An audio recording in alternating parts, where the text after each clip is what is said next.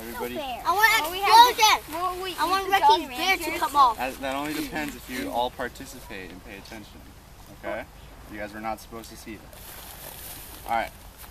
So I want to start off today's lesson with a question.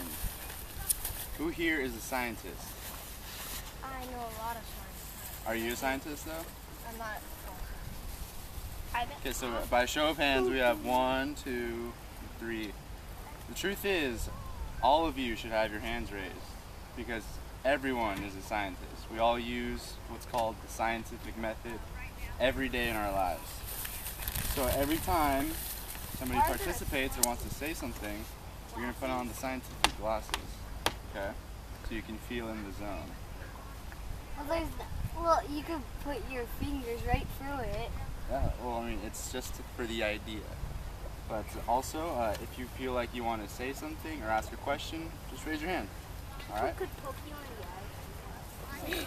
Yes, I can. And if nobody's participating, I have all of your names on these index cards, and I'll be picking them at random to answer a question, okay?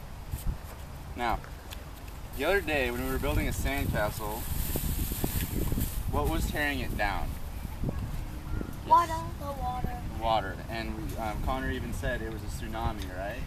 And then you asked what causes a tsunami. And do you remember what we talked about? Yeah, earthquakes. Earthquake in the water. A deep earthquake in the water, that's right. Yeah, that's exactly what causes a tsunami. And when there's an earthquake on the land. One at a time. One at a time. Who wants to share something? Who wants to share their theory? Okay, we'll start this way and go around. Give the glasses out. Walter, put Do them on. waves from tsunami? Yes. A tsunami is a giant wave, in essence, right? It's a giant tidal wave. Now, who is next? Okay, hand him over. Jackson. The mostly injured person. There's have anybody ever survived this tsunami? Yes, they have, actually. A lot of people have. But Did anybody survive the tsunami? No. No. Okay, who has the next question? Okay, hand him over to Jake, please. Well, I don't have a question, but I'm here. Okay, well, why does a tsunami happen? Why do you think? Because there's two plates on the water and they go like this, and sometimes they rub against each other, which makes a big wave come and take over.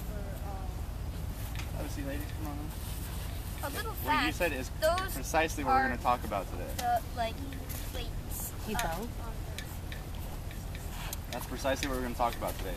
Now, those plates you're talking about, that's part of a bigger idea called plate tectonics. Yeah.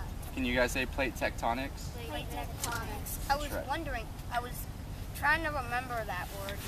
I was trying to think of that. So, Plate tectonics can also melt into the lava. that's right. So now we have the Earth, right? If we were to slice this open, we'd see a bunch of different layers. And one of those layers is called the asthenosphere. Can you guys say asthenosphere? Asthenosphere.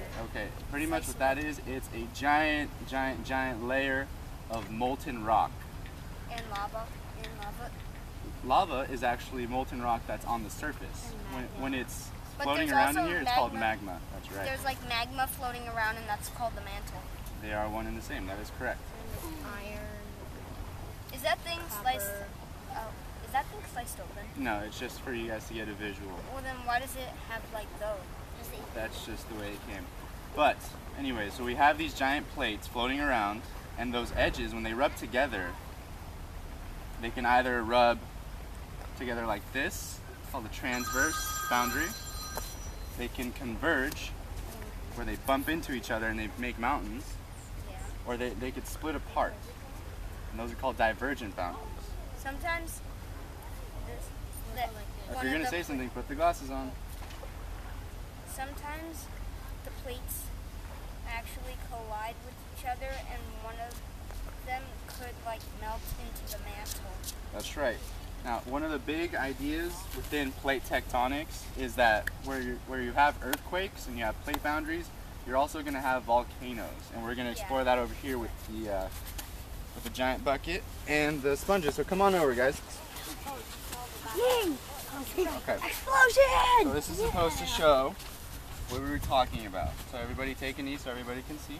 So those are like the plates. Yeah, these are the plates, right? The water's The plates are on the layer called the lithosphere. Can you guys say lithosphere? Lithosphere. Lithosphere. And then this is the asthenosphere we were talking about. Pretend this is molten rock. the mantle. So pretend these are two plates, right? And then we have the crust, which is where we live on. Right? Now, what different kinds of plate boundaries did we talk about? Ones that go like this, like that, and then the ones that diverge. So, what plate boundary do you want to see first? This one. The one where one of them falls into the mantle. Okay, so let's do transverse, the ones where they're going like that, okay? Let's put more on. So as the plates are moving, because they move really, really slow, only a few centimeters every year, right? You can't see them move. It's a very subtle movement. Now they move slow, they move slowly, and then an earthquake's happening right now. Boom! And when you see that, just that big movement, even if it's only a few inches or a few feet, it's gonna make a giant difference here on the surface, because we're up here, right? We're on the sand, and that's how we feel earthquakes, right? It's a giant buildup of energy when they're rubbing together like this, and then once they get to move, they release that energy. Now let's move back over there, and I'm gonna demonstrate. Are they sinking? You know, so when you don't need them, I'll take over the bucket and the water Can I have will the go out glasses and I'll back? save the sponges. So when we have that giant buildup of tension, everybody have a seat, please. It's kind of like a It's kind of like a slinky. See, when the two plates are rubbing together, it's like there's built up tension. See how there's tension right here? Because it wants to go over here, but it can't. So there's tension, and every time there's a slip or an earthquake, it gets released, and you see the vibrations, right? That teaches us one giant thing about how energy moves, and that is that energy moves in waves. Yeah, Okay? it's true. Sound waves, heat waves, light waves, all energy. Even And water waves. Yeah, exactly. Water waves are a huge example of how energy travels, because what happens when a big boat goes by the harbor? the It waves. makes water waves. Yes, because Like, that's right. And the bigger the boat, the bigger the wave, right? or how fast it's going. So what's going to make a bigger wave? A little sabot or a giant yacht? Giant yacht. No, this would make a huge wave. Unless, A giant cruiser. Yeah, giant cruiser. No, so an ocean liner. the is bigger what I the meant. bigger it also the depends how fast it's going. that's right. The bigger the object and the faster it goes, the bigger the wave. So just imagine giant plates of earth and iron and all these elements underground moving around and bumping with each other and grinding with each other. Now you can see why an earthquake is so powerful, right? So again, how does energy move? Waves, In waves. including water waves, That's right. which is I'll pass this this around. type of wave. Heat waves. What do I do? Just coil up, build tension like your two plate boundaries, and then slowly release and you create an earthquake. Ooh, I want to create an earthquake. Alright, so just as a review, I want to cloud up a blizzard. so we're going to have a review, okay? So, what causes a tsunami? Jake, you already answered the first time. Connor, can you refresh us?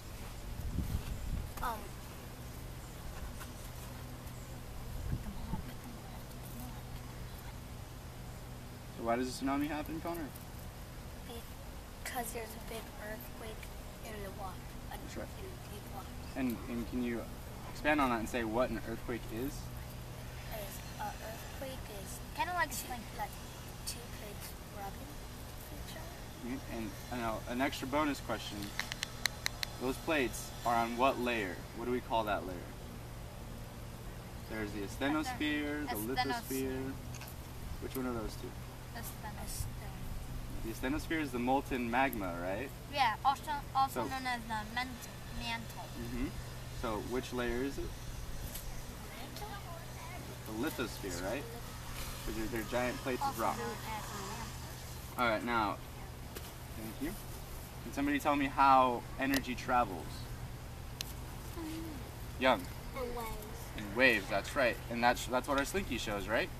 And an earthquake is a giant release of energy, right? And it travels in waves. That's why sometimes you can feel the rolling motion of the earthquake. That's right. Now, can somebody tell me a kind of plate boundary, one of the three types? Because we have the ones that come together and converge, right? And then there's ones that go apart and diverge.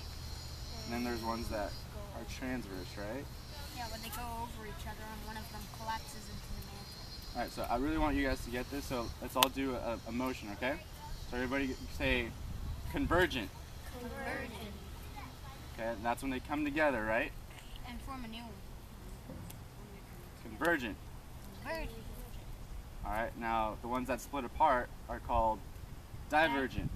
Divergent. Right, like you're diving into the pool. And then what's the third type is called transverse, like a karate chop kind of. Transverse. Very good. I also noticed that it creates friction. Yes. And the friction, that's what builds up the tension and then it releases it in an earthquake. Any questions?